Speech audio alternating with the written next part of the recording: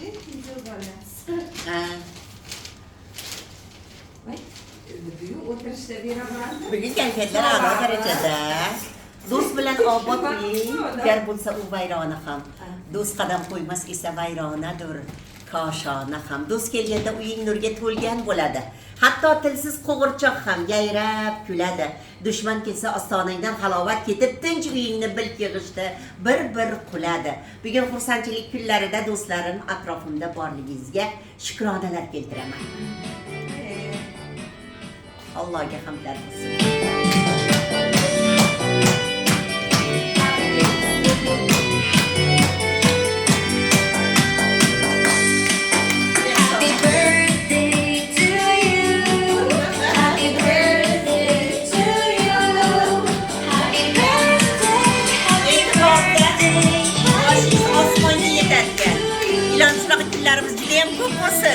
Gulbahor, o'ziz dushmanchisiz, boringizga shukr.